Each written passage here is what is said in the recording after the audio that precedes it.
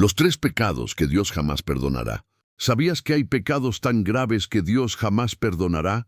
Y si te dijera que podrías estar cometiendo uno de estos pecados imperdonables sin siquiera saberlo.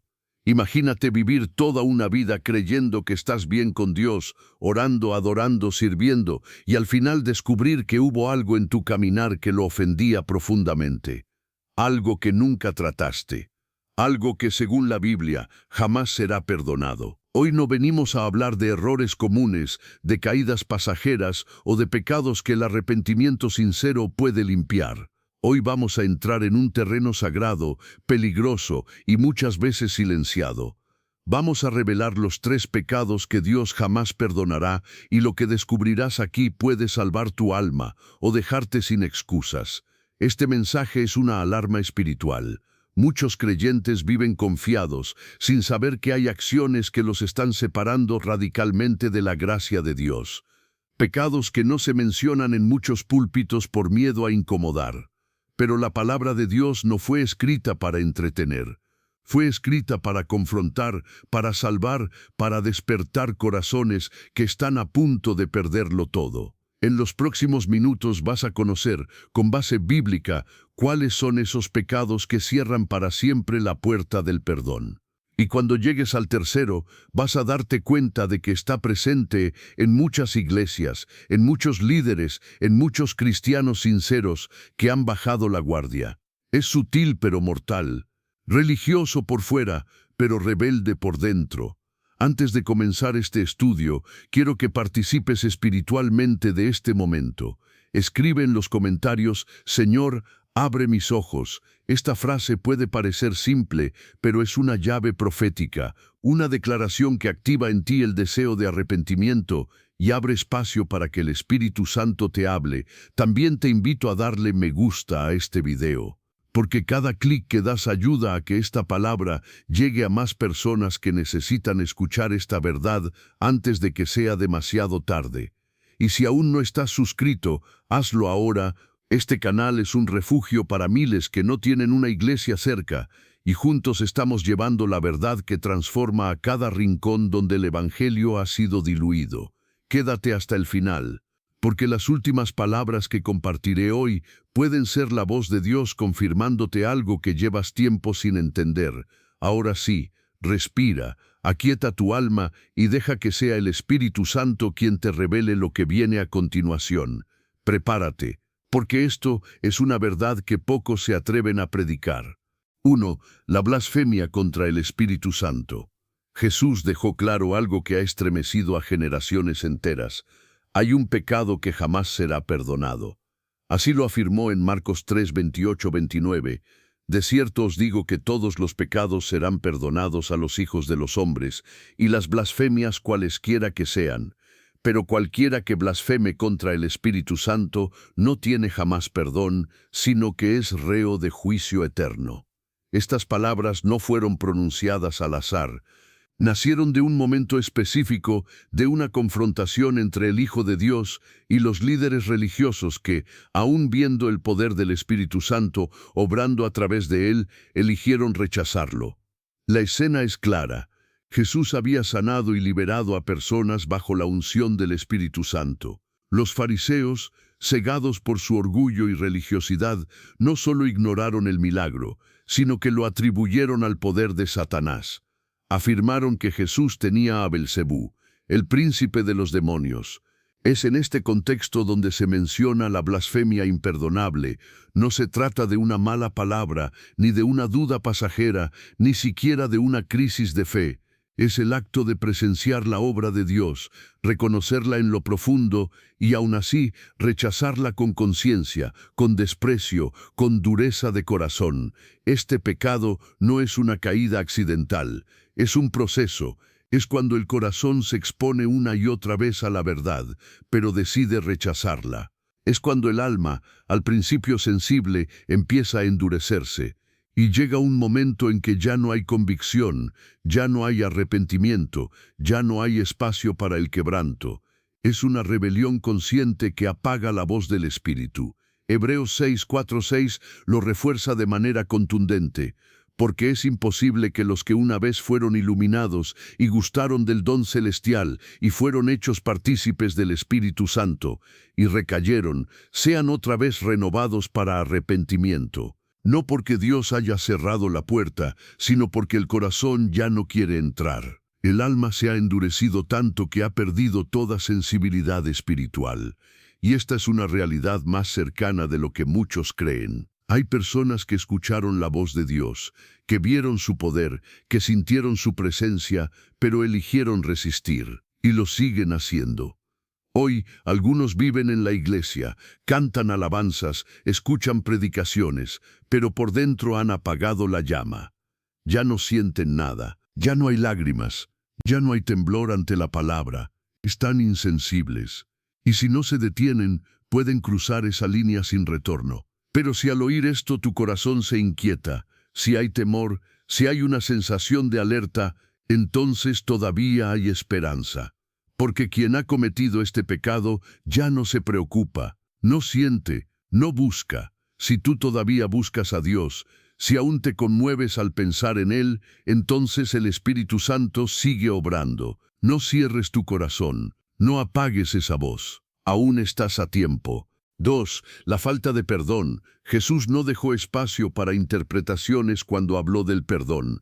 En Mateo 6, 14, 15, declaró con una claridad que corta como espada: porque si perdonáis a los hombres sus ofensas, os perdonará también a vosotros vuestro Padre Celestial. Mas si no perdonáis a los hombres sus ofensas, tampoco vuestro Padre os perdonará vuestras ofensas. No es una sugerencia espiritual, no es un consejo opcional, es una condición directa que conecta nuestro acceso al perdón divino con nuestra disposición a perdonar a otros.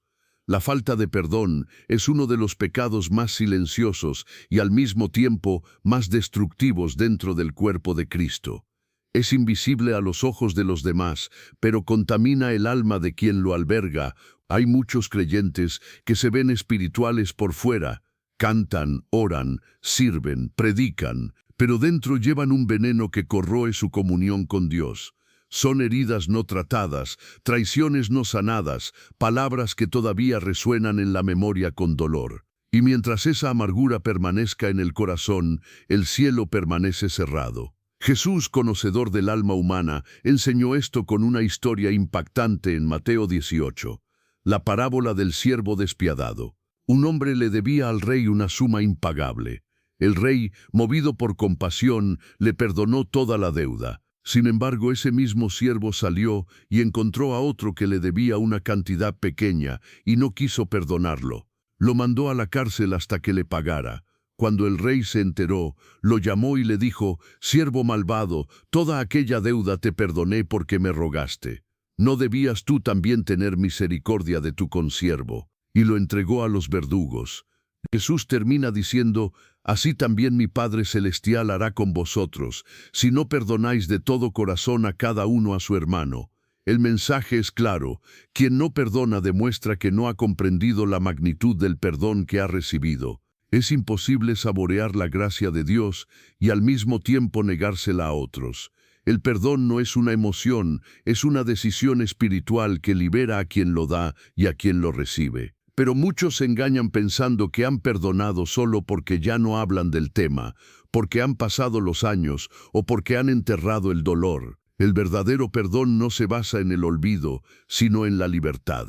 Es cuando puedes recordar sin que te duela, hablar sin que te hiera, mirar sin que te queme. Efesios 4:32 nos recuerda: «Sed benignos unos con otros, misericordiosos, perdonándoos unos a otros, como Dios también os perdonó a vosotros en Cristo». El perdón es una señal de madurez espiritual, una evidencia de que la gracia ha tocado profundamente tu corazón. Quien ha sido perdonado, perdona. Quien ha recibido misericordia, la extiende. Pero cuando guardas rencor, no solo te separas de la persona que te hirió, también te separas de Dios. La amargura contamina tus oraciones, endurece tu corazón, apaga tu discernimiento y seca tu vida espiritual. Es como cargar cadenas invisibles que te atan al pasado y no te permiten avanzar. Y lo más triste es que muchas veces la persona que te hirió ya ni siquiera piensa en ti, mientras tú sigues preso del recuerdo. Es hora de soltar, de rendir el dolor, de entregar esa herida al único que puede sanarla, porque mientras no lo hagas, seguirás construyendo un muro entre tú y el cielo. Y nada, absolutamente nada, vale más que tu comunión con Dios. 3. La apostasía deliberada. Hay una línea invisible que cuando se cruza, ya no hay regreso. Una frontera espiritual que marca el abandono total de la fe, no por ignorancia ni debilidad, sino por decisión voluntaria. A eso la Biblia lo llama apostasía, y es uno de los pecados más graves, más trágicos y más peligrosos que existen, porque se comete con plena conciencia, con pleno conocimiento y con el corazón endurecido. Hebreos 10, 26-27 lo expresa sin rodeos, porque si pecáremos voluntariamente después de haber recibido el conocimiento de la verdad, ya no queda más sacrificio por los pecados, sino una horrenda expectación de juicio y de hervor de fuego que ha de devorar a los adversarios. Pero ¿qué es exactamente la apostasía? No es una duda momentánea, no es una etapa de confusión espiritual, ni un desánimo pasajero. Todos los creyentes atravesamos por crisis. La apostasía es algo mucho más profundo, es rechazar de forma consciente y definitiva a Cristo después de haberlo conocido, es volver deliberadamente al mundo después de haber experimentado la gracia, es negar la verdad sabiendo que es verdad, es mirar al Salvador a los ojos y darle la espalda. La Biblia nos muestra ejemplos que estremecen. Esaú vendió su primogenitura por un plato de comida, y aunque después buscó el arrepentimiento con lágrimas, no lo halló. Faraón endureció su corazón tantas veces que llegó un momento en que Dios mismo lo endureció. Judas caminó con Jesús, vio milagros, escuchó verdades, fue testigo de lo eterno y lo traicionó por unas monedas. No se trata de errores, se trata de decisiones. Decisiones que sellan destinos, y hoy muchos caminan peligrosamente cerca de esa línea. Creyentes que crecieron en la iglesia, que conocieron la palabra, que sirvieron en el altar, pero hoy desprecian la verdad. Han cambiado el evangelio por filosofías modernas, han sustituido la santidad por aceptación social, han dejado de predicar el arrepentimiento para no incomodar, lideran comunidades, tienen influencia, pero ya no representan a Cristo. Hablan de amor, pero niegan la cruz. Hablan de inclusión, pero desprecian la obediencia. 2 Pedro 2, 20-22 es contundente al describir su condición. Ciertamente, si habiéndose ellos escapado de las contaminaciones del mundo por el conocimiento del Señor y Salvador Jesucristo, enredándose otra vez en ellas son vencidos, su postrer estado viene a ser peor que el primero. Y añade, les ha acontecido lo del verdadero proverbio, el perro vuelve a su vómito, y la puerca lavada a revolcarse en el cieno. Este tipo de caída no solo representa una pérdida de dirección espiritual, representa una traición, un desprecio abierto al sacrificio de Cristo, porque quien ha probado la gracia y luego la pisa ya no tiene excusa, ya no queda más sacrificio por él. No hay otro Cristo, no hay otro evangelio, no hay otra cruz. La apostasía no ocurre de un día para otro, es un proceso sutil, un enfriamiento progresivo, una concesión aquí, una justificación allá, una predicación diluida, una vida sin oración, un evangelio sin compromiso, hasta que el alma ya no reconoce el fuego que una vez la encendió. Y si alguien reconoce en su interior señales de ese camino, todavía está a tiempo. Pero debe detenerse, debe arrepentirse con urgencia, porque si el corazón se enfría demasiado, ya no responderá. El espíritu puede dejar de hablar, y cuando eso sucede, el silencio es eterno. Después de conocer la gravedad de estos 3 pecados que cierran la puerta del perdón, surge una pregunta que inquieta el alma: ¿cómo es posible que tantos creyentes caigan en ellos sin siquiera darse cuenta? ¿Cómo se llega a un punto donde el corazón se endurece tanto, donde la conciencia se apaga, donde el arrepentimiento ya no brota? La respuesta está en algo más sutil, más peligroso, y tristemente, más común de lo que imaginamos, el engaño de una vida religiosa sin transformación real. Jesús fue claro cuando habló con los líderes religiosos de su tiempo. En Mateo 23, 27, 28, pronunció palabras que atraviesan cualquier máscara. «Ay de vosotros, escribas y fariseos, hipócritas, porque sois semejantes a sepulcros blanqueados». Lo que dijo no era solo una crítica, era un espejo que hoy se levanta delante de muchos que creen estar bien con Dios simplemente porque se ven bien delante de los hombres. Este es uno de los mayores peligros espirituales, vivir una fe de apariencia. Gente que asiste a la iglesia, que participa en actividades, que sabe citar versículos, pero que por dentro vive atada al resentimiento, a la mentira, al orgullo. Es una trampa invisible pensar que porque luces cristiano, eres cristiano. Es pensar que porque dices Dios te bendiga, tienes comunión con Él. Pero Apocalipsis 3:1 desenmascara esa falsa seguridad. Tienes nombre de que vives, pero estás muerto. Las iglesias pueden estar llenas y los corazones completamente vacíos. ¿Cuántos alaban con las manos en alto mientras su alma está desconectada de la presencia de Dios? ¿Cuántos líderes predican con pasión, pero su vida privada está en ruinas? ¿Cuántos aparentan santidad, pero ya no lloran en la oración, ya no tiemblan ante la palabra, ya no sienten nada? La hipocresía espiritual no siempre es intencional. Muchas veces es el resultado de una vida que se fue apagando lentamente, donde las formas reemplazaron la esencia. Se repiten oraciones sin fe, se cantan himnos sin adoración, se predica sin convicción. Poco a poco el corazón se acostumbra a vivir sin fuego, y aún así sigue funcionando religiosamente. Y entonces aparece la fe muerta de la que habló Santiago, una fe sin frutos, una fe que no confronta, que no transforma, que no salva. Es el tipo de fe que tranquiliza la conciencia, pero no toca el cielo. Es vivir engañado, creyendo que estás bien con Dios mientras Él observa desde lejos, esperando un arrepentimiento que no llega. Jesús no busca actores, Él busca verdaderos adoradores, aquellos que han sido quebrantados, transformados, renovados desde lo más profundo, aquellos que no viven para impresionar, sino para obedecer, aquellos que han dejado de construir una imagen y han comenzado a construir una relación. Y si mientras escuchas esto sientes que algo de esta descripción se parece a tu vida, no lo ignores, porque quizás esa religiosidad que te protege es precisamente lo que te está separando de Dios. El peligro más silencioso no siempre es el más escandaloso. A veces no grita, no golpea, no sacude, solo se instala poco a poco en el alma hasta que lo consume todo. Eso es lo que sucede cuando alguien deja de escuchar al Espíritu Santo. No ocurre de la noche a la mañana, sino como una lenta anestesia espiritual que adormece la conciencia hasta dejarla totalmente insensible. Después de vivir una fe basada en apariencias, como vimos anteriormente, el siguiente paso suele ser más profundo y destructivo, una conciencia cauterizada. Pablo advierte sobre esto en 1 Timoteo 4:2, cuando habla de hombres que mienten teniendo cauterizada la conciencia. Es una imagen impactante. Como una herida quemada que ya no siente dolor, así queda el corazón cuando se apaga la voz de Dios en su interior. Pero, ¿cómo se llega a ese estado?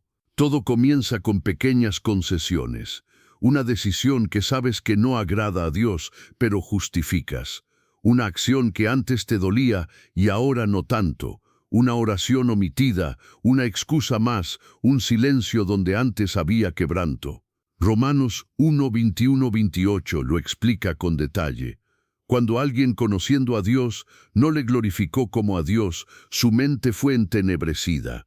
Es decir, eligió el pecado repetidamente hasta que el pecado se convirtió en su nueva verdad.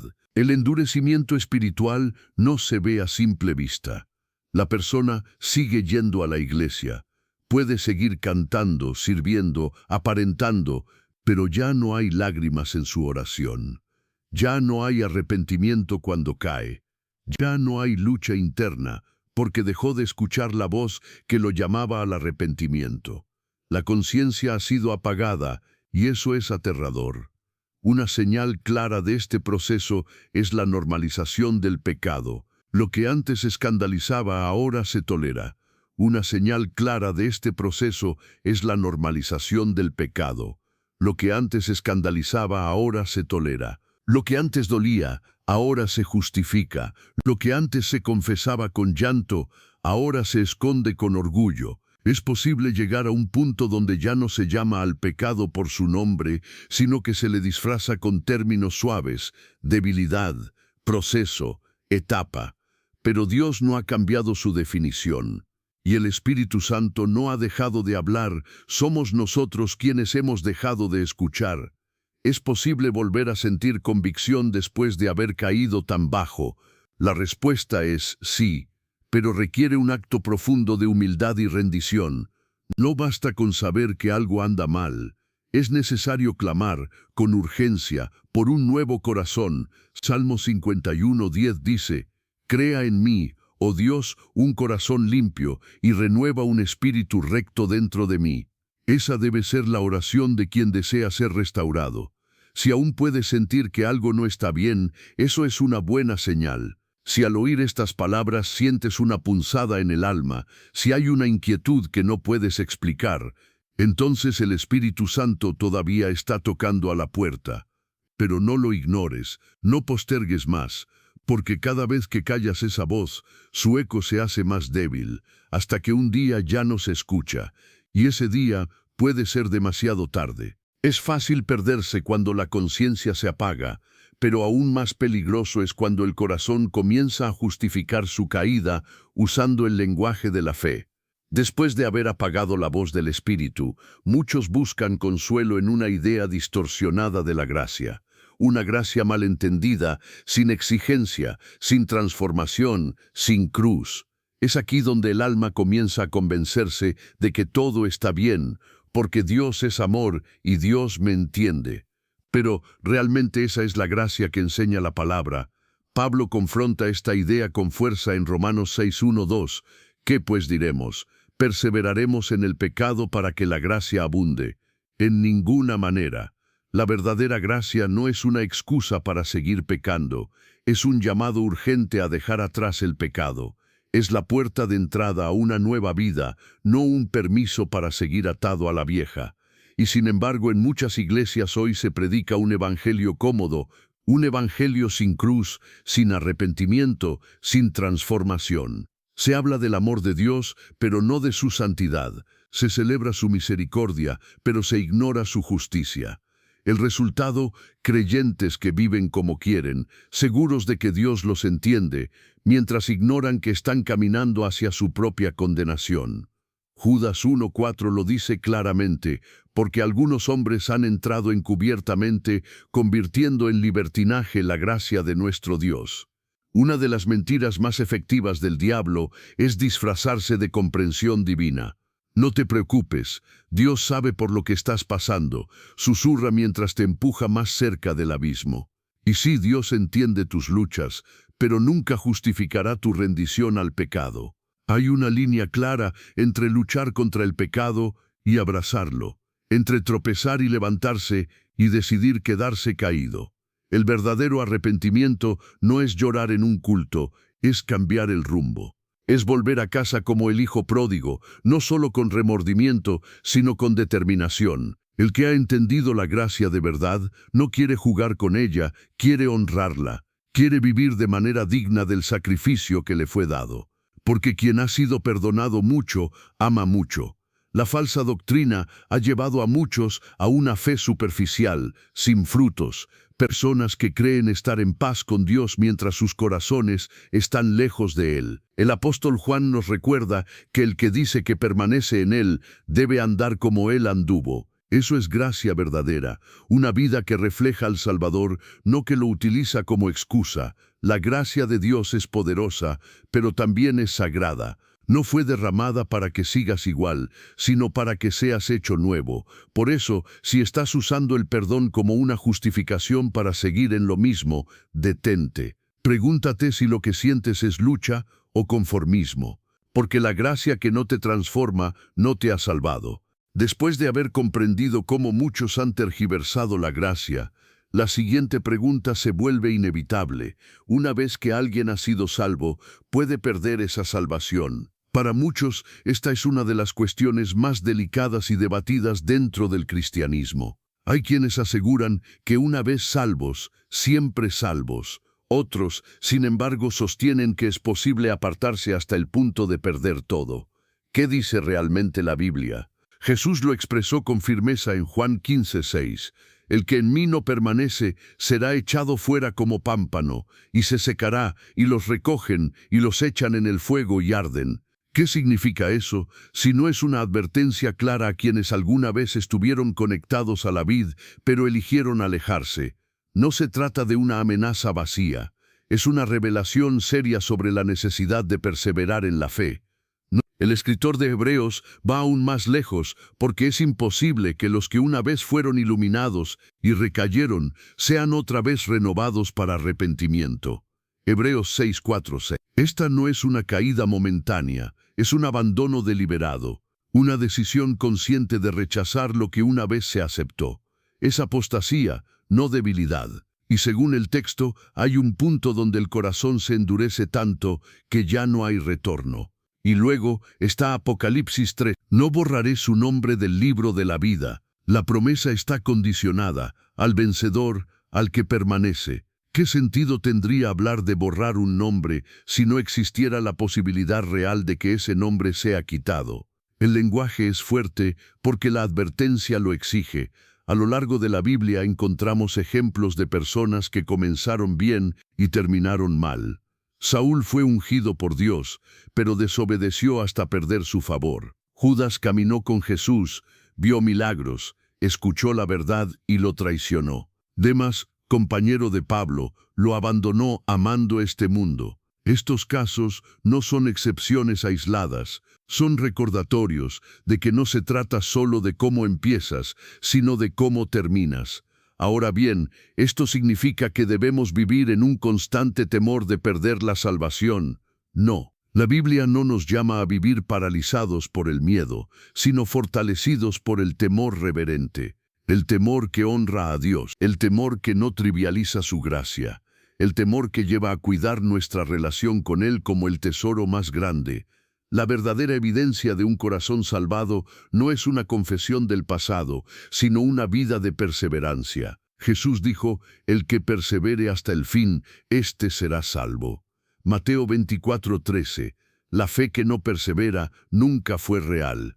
No se trata de cuántos años llevas en la iglesia, sino de si hoy estás caminando con Cristo. Así que la pregunta no es si alguna vez fuiste salvo. La verdadera pregunta es, ¿estás permaneciendo en Él hoy? Porque la salvación no es una tarjeta que se guarda en el bolsillo.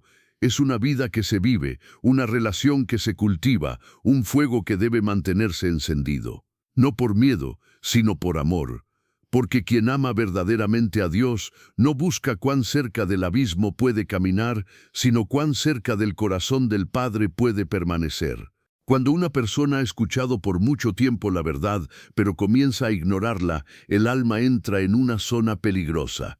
Es una especie de adormecimiento espiritual que no se nota de inmediato, pero que va creciendo como un cáncer invisible. Justo después de comprender la seriedad de permanecer en Cristo, surge una urgencia: aprender a reconocer las señales que indican que algo dentro de nosotros ya no está bien. Pablo nos da una advertencia directa en 2 Corintios 13: examinaos a vosotros mismos si estáis en la fe, probaos a vosotros mismos. No dice recuerda si alguna vez creíste, sino mírate hoy. Examínate, pregúntate si tu caminar aún refleja lo que crees, porque muchos siguen usando el lenguaje de la fe, pero sus vidas revelan otra realidad. Y cuando el alma se aleja, rara vez lo hace con un gran escándalo. A veces se aleja en silencio, detrás de una rutina religiosa que ya no tiene vida.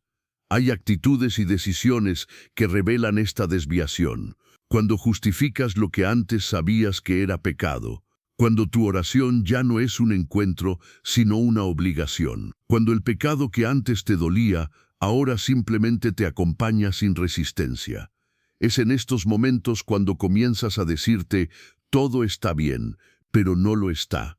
Esa frase es una de las mentiras más peligrosas del enemigo, porque mientras más te repites que todo está bien, menos espacio le das al Espíritu Santo para mostrarte que no lo está. Gálatas 6:7 lo advierte con severidad. No os engañéis, Dios no puede ser burlado. Podemos engañar a otros, incluso a nosotros mismos, pero no a Dios. Lo que sembramos cosechamos, y si estamos sembrando indiferencia, tibieza o doble vida, la cosecha no será bendición, sino juicio. Una de las señales más claras de que estamos en peligro espiritual es la pérdida de sensibilidad. Cuando ya no sientes convicción, cuando la palabra de Dios ya no te confronta, cuando puedes vivir en pecado sin remordimiento, o cuando empiezas a llamar proceso lo que en realidad es desobediencia. Pregúntate, ¿estoy justificando lo que antes llamaba pecado? ¿Estoy tolerando conversaciones, ambientes o relaciones que antes sabía que debía evitar? ¿Sigo sintiendo dolor cuando me alejo de Dios o me he acostumbrado a vivir lejos de Él? Hazte un test sincero, sin máscaras. ¿Cuándo fue la última vez que lloraste en la presencia de Dios? ¿Tu oración es viva o repetitiva? ¿Tienes hambre de su palabra o solo la lees por rutina? ¿Sientes gozo en su presencia o solo asistes para cumplir? Dios está llamando a su pueblo a una autoevaluación honesta, no para condenar, sino para restaurar. Pero la restauración solo llega a quienes reconocen que necesitan ser restaurados, y esto comienza por mirar hacia adentro, no hacia los demás. Comienza por dejar de justificar lo que te está destruyendo. Este es el momento de hacer una pausa, mirar el alma y decidir, ¿estoy verdaderamente caminando con Dios o solo estoy actuando como si lo hiciera? Porque el primer paso hacia la restauración es aceptar que estás en peligro. Y si hoy puedes verlo, aún hay esperanza. Después de una advertencia tan intensa sobre los peligros del engaño espiritual y las señales de un alma en desvío, es necesario recordar que no todo está perdido para quien todavía puede oír la voz de Dios. De hecho, si estás aquí, si algo dentro de ti ha temblado, si sientes que esta palabra ha tocado algo profundo en tu interior, entonces este mensaje también es para ti. Aún hay un camino de regreso. Isaías 55:6-7 nos extiende una invitación cargada de urgencia y ternura. Buscad a Jehová mientras puede ser hallado, llamadle en tanto que está cercano.